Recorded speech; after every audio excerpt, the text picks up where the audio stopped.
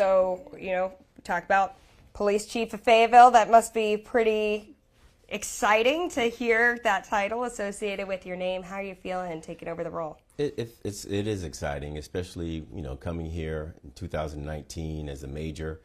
I was able to bond with a lot of the folks here, and we did a lot of good work. So being able to come back and work with the same folks again is really exciting. Take us through the police experience that you have, previous departments, and why you wanted to come to Fayetteville. Yeah, so I started my career in 1994 with the Durham Police Department.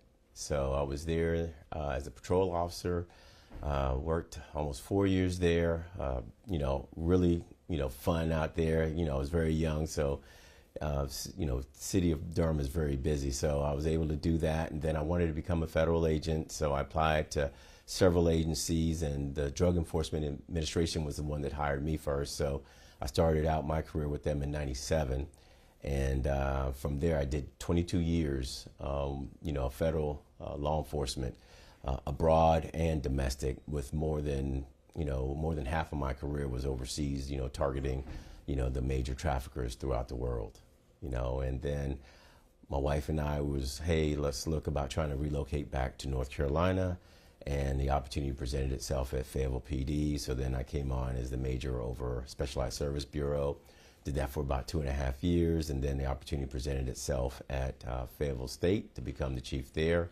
And I was the chief there from 22 until July of this year. So that experience at Fayetteville State was, really rewarding, talking with the young folks there and kind of giving them some advice in terms of career development and everything else as well. Absolutely. Being a chief, I'm sure, it feels very different than being in other roles in the department. How do you think your experience at Fayetteville State prepped you for this role right now? I would say the experience at Fayetteville State was very rewarding because we did a lot of engagement with the students, the faculty, and staff.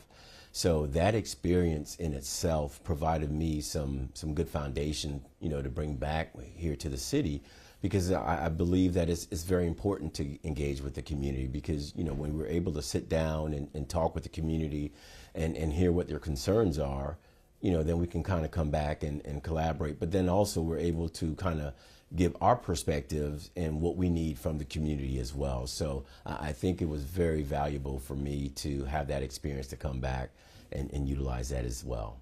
And every chief has their own style in terms of that communication, in terms of their approach. How do you want to be seen as chief in Fayetteville? What is your goal? For me, my goal is I want to leave Fayetteville PD better than when where it was at. And, I think I was able to accomplish that at Fayetteville State Police and Public Safety. And for me, it's one of those things that I want to make sure that when the community hears Fayetteville engaging in any activity, that they can trust that we're doing the right thing. So I want to make sure that we have the trust of the community and making sure that they understand that, we were willing to be transparent and collaborate with other stakeholders to make, our community better. And we've covered incidents in Fayetteville. You're inheriting really a city that is so wonderful, and every chief has their own goals and the approaches to crimes. What's your priority in addressing crimes, and what's your 30-day plan? So for us, right now, within my first 30 days, I'm getting briefed from our commanders within the department to understand, where the data is at, so we have a real understanding and evaluate where do we need to provide our resources towards the violent crime. So internally right now is getting the internal brief to understand where we're going to go from here.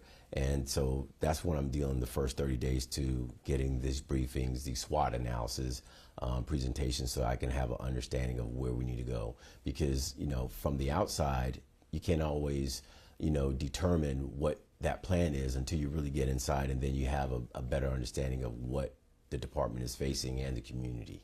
How do you hope to measure the success of some of these approaches? So data, the data-driven intelligence is going to be able to provide that information to us so that we know if what we're doing, and we'll adjust accordingly. So, the data is very important, hotspot policing, that's one of the techniques that I believe that we have to utilize that, because it will, provide us the information we need to act accordingly. Do you think violent crime is the biggest priority in Fayetteville that you want to address? So what types of crimes are happening? Yeah, by far the violent crime is the biggest issue that we have at hand. And, but you also understand that, the department, we do a great job in terms of identifying our suspects and arresting these suspects. So, I mean, for that, the violent crime is not also just the police department's responsibility. We also have to talk with those community violent interrupters, because the community is aware of what's going on. And, if we can kind of have the partnership with the community to make sure that, hey, we intervene before these violent episodes happen, then I think we'll be better off as a community. What about with the force itself? Do you have plans to increase the number of people within the department, Yes. increase salaries? What are your goals there? So the retention and recruitment is definitely a high priority, because, right now we're already addressing the issues with salary. There's a compression issue, so that is already being addressed. But for me right now, I think the most important is retainment. If we can have our officers wanting to stay, then they're going to recruit other applicants for us. And so for me, is to create an environment here at Fayetteville PD where our officers want to stay here. They enjoy working here. They enjoy working in the community, and they know that the community supports them. Once we have that, they're going to do the job for us of recruiting others, and we'll be able to fill our vacancies. What are some of the challenges in terms of, you were mentioning about, recruitment, retention, but also of enforcing these crime stopping measures? Do you have barriers in your way that you're trying to work through right now? Well, there's always the barriers in terms of manpower. That's why our major issue is, because we don't have our officers or our force being fully staffed. We have issues with that. So therefore, a lot of the officers are working a lot of time out there, and fatigue and everything else is setting in. So we just got to have a full complement of our staffing that will be able to enable us to have a officers that are well rested and in between and not overworked, because that's what we're facing right now. I think those were the major questions I wanted to ask you, but I want to make sure there's nothing that we're missing that you wanted to say, or about your approach and anything that you're working on. Well, one of the things I would say, one of my strong points in terms of, my experience is engaging with our community and building relationship.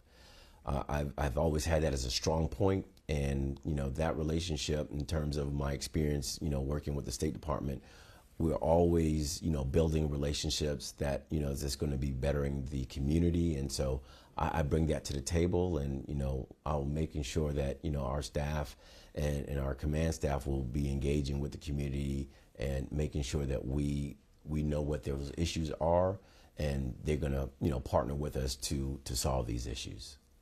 Incredible. Thank you so much for talking with us. When you say, what do you mean by engaging, Chief? You mean like beats, or just showing up? Like, what do you mean? So what we have our crime prevention officers, but we also have our district commanders that would host community engagement opportunities or town hall meetings for each of the different districts. So we will be meeting with these with the citizens in their communities to hear firsthand what their issues are, and try to figure out what we can do to collaborate to address these issues that they may be facing.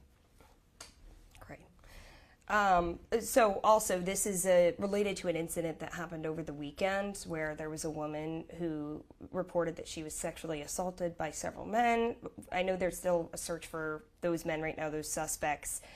Using that commitment to engagement, how would you work through tracking down some of these suspects and deterring crimes like that? So first of all, what we need is good information from the community. If any witnesses, if there are any witnesses, to provide us information in terms of that, or video. If there's any video, hey, if they suspect that they may have video from their doorbell cameras, call it in so that we can utilize that information so we can track down the suspects. And, you know, we have excellent investigators, detectives here in the department, and with, you know, a little bit of information to go on the lead, you know, we'll be able to track these individuals down. Great. Thank you so much.